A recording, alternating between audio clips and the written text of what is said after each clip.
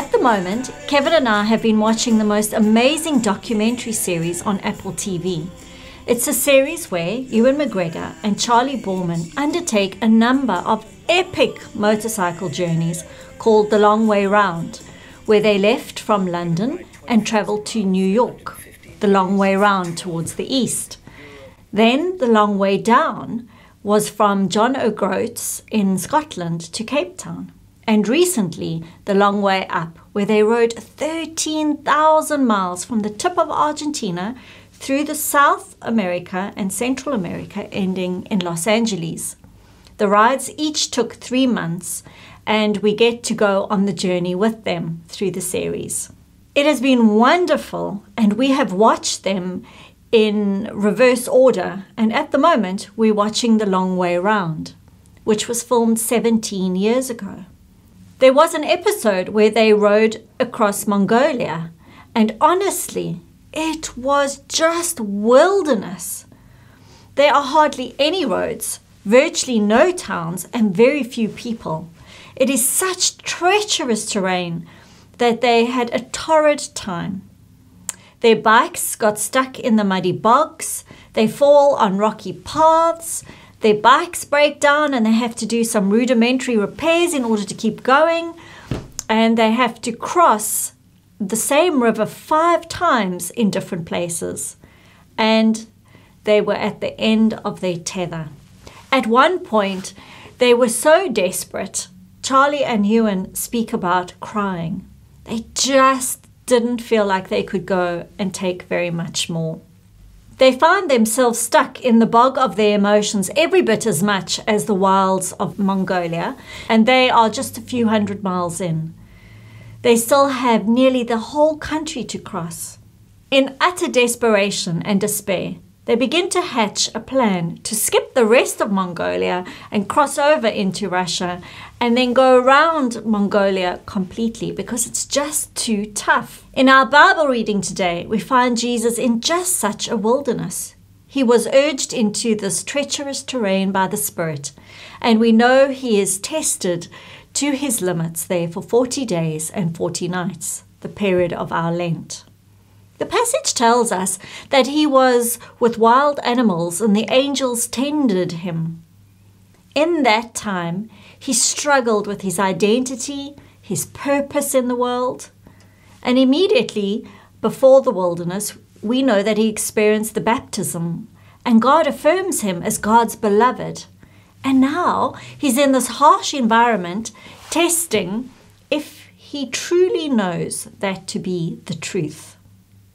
Charley and Ewan began the journey as acclaimed actors, adored by millions, and suddenly they find themselves being tested where all of that fame is swept away as they find themselves facing this wilderness. When they hit rock bottom, and literally they were hitting rocks on the bottom of their bikes, they were planning their escape out of the wilderness.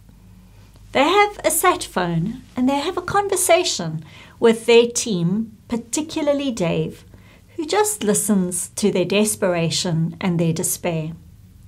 And he responds with love, compassion, and affirmation. He says to them, "You can do this. Just look at how far you have already come. Just see only one day at a time. And this is a once-in-a-lifetime opportunity. Dig deep and don't give up," is essentially what he was saying. And that gives them a little extra support and courage that they need to keep going. They do express disappointment in themselves, as Mongolia was one of the countries they were most looking forward to traveling through, and they felt that they had almost given up at the very first hurdle. But because of the love and support, even though it was from a distance in the form of David and the support team, who were in the moment a little bit like those angels who tended to Jesus, they decided to push on, and they soon found themselves at a UNICEF orphanage in Mongolia. There, Ewan met a little 2-year-old girl that was soon to become his daughter. So out of the struggle, being pushed to the very edge of their reserves, finding out what they were truly capable of and who they actually were, out of this struggle came the gift of a new life and a transformation of Ewan's family. Because I had watched the most recent series first, I knew Ewan's daughter was from Mongolia because we hear some of her story in The Long Way Up. But even so, as we were watching the episode, we were on the edge of our seats, saying, "Come on, Ewan, don't give up. She's waiting for you. Just keep going. The rainbow will come after the storm."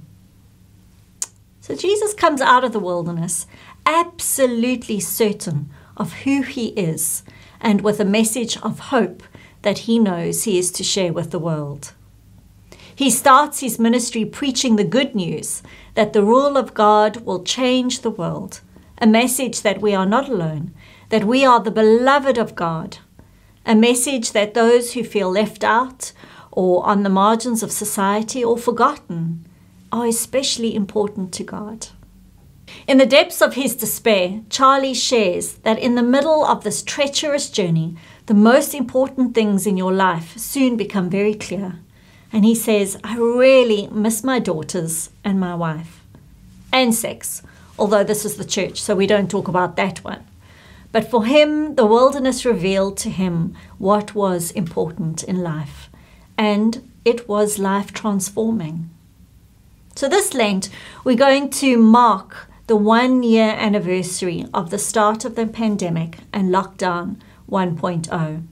And my goodness, the world has been through a wilderness. It has been tough. We all have been stretched to the nth degree over the last 11 months. We've had to dig deep and pull on our reserves and then some. We have supported, encouraged, cared for, listened to one another, and have shown compassion throughout this pandemic.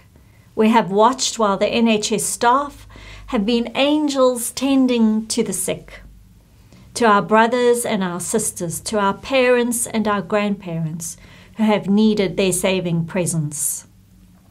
We have wept with one another when we have lost those dear to us through the cruel disease.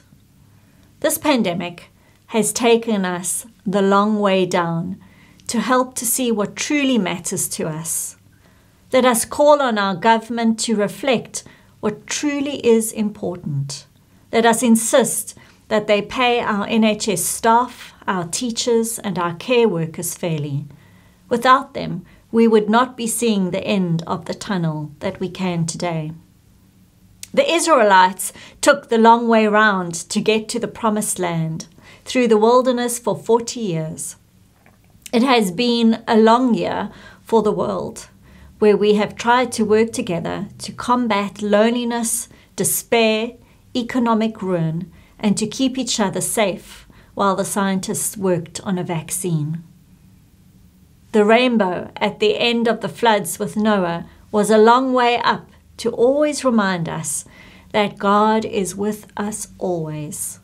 And now we look forward to a world where even in the far reaches of the Mongolian wilderness, they too will have affordable access to the vaccine that will save lives. Amen.